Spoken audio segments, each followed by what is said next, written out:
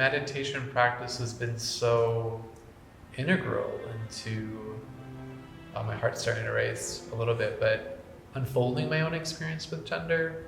There's something about claiming the words that feel right. I use they, them pronouns, but I identify the word that feels most aligned for me is trans. I feel like deep meditation practice has a queering effect. Like it queers whatever has been normal to you. I think that's its nature, is to open up the limited nature of your whatever perceptions you've inherited about self, about other, about world, about the way things are and have to be. I've been practicing Buddhist meditation for 14 years, and I love it. I remember when I first started practicing meditation, this is kind of a funny, embarrassing story. I was practicing with this teacher, Mark Nunberg, in Minneapolis, where I'm from. I approached him after one of his talks to say, I want to do that.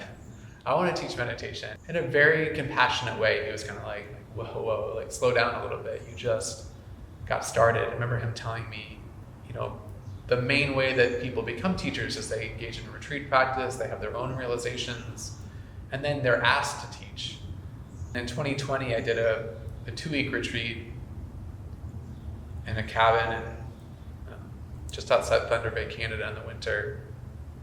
For some reason, I felt so inspired. I had all this energy. It was very hard for me to resist the urge to start writing down ideas for how I would teach or what I wanted to talk about. And so I decided to offer a course for friends of mine. And this is early 2020. It was supposed to be in person, but ended up starting right at the beginning of the pandemic. And so I did it online, and ended up being as much as anything about supporting ourselves, supporting each other through this difficult time. I've been practicing in the Insight meditation tradition pretty much the whole time that I've been practicing Buddhism. So when I moved to Bellingham, I was curious if there was an Insight community here, and I was also curious if it might be of service for me to teach.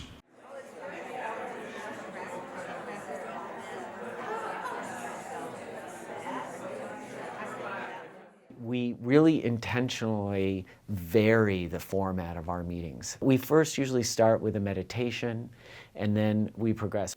Buddhism is made up of many different traditions with many different beliefs. But it is common to all the traditions, I believe, the notion of the 3 refuges. One is the Buddha himself, teachers. The second is the sangha, which is a community. And the third is the Dharma, which are the teachings. In the Dharma, in the teachings, there are several different postures for meditation. Sitting is only one of them. The classic 4 are sitting, standing, lying down, and walking. I tend toward anxiety. I grew up with quite a bit of complex trauma and quite an abusive father. So I tended to have, before I started meditating, a very easy trigger to go into very anxious rumination about what was going to happen. And what meditation does for me is that I'm not a different person, but I've developed this capacity to be able to watch that and not react to my propensity to do that.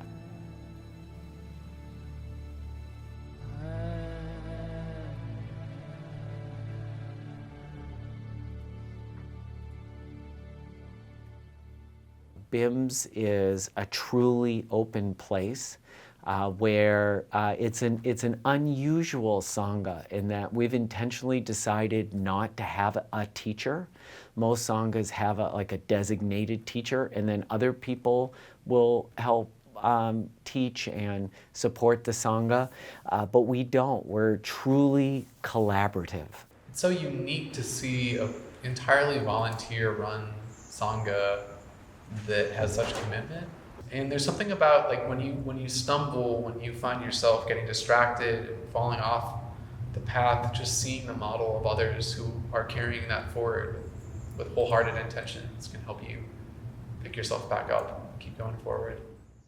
I feel from people at BIMS a real willingness and a real sincere willingness to like, there's not at all a questioning of my gender, which I've experienced plenty in my life.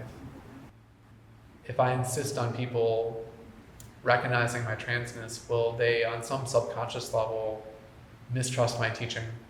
I have no idea like how much of that's just my stuff, how much that's a real consideration, but I mean the nature of transphobia is that society knows you better than you know yourself. There is like an inherent mistrust of someone's judgment, someone's wisdom, someone's self-knowledge. There is this early teaching in the early Buddhist suttas. The Buddhist says, in this teaching, he says some stuff that I really struggle to make sense of. What's recorded is that he said that he would, okay, fine, he would let women into the tradition, but only if they abided by an additional set of monastic rules above and beyond what the men had to abide by, which included a lot of stuff that just sounds like subservience, like bowing to a gendered hierarchy. That, like, I think there was something in there about how even the most senior nun at that time would still be considered less senior than the most junior monk. The Buddha was very clear in his day, like, you don't have to believe me by any article of faith, but check it out, see if it has an influence in your life. So what I would say is I'm comfortable to take the impact that the teachings have had on me and the teachings that have had those impacts and carry them forward and hold lightly the stuff that doesn't make sense to me. For every trans person, especially folks like myself who have had experiences of dysphoria since we were children, there's a way in which our parents and our community mirror some parts of who we are, and they don't mirror other parts. So it's almost like there's like a fracture, and parts of yourself get acknowledged in community and develop, and then there are other parts that kind of get disavowed, set to the side. And there's something for me about being on retreat, especially long retreats in silence, where I feel like I mirror me. Like there's no one else there to acknowledge, validate, or invalidate my truth. So there's this deep sense of wholeness I experience in my body, my sense of gender, and this like trust in who I am.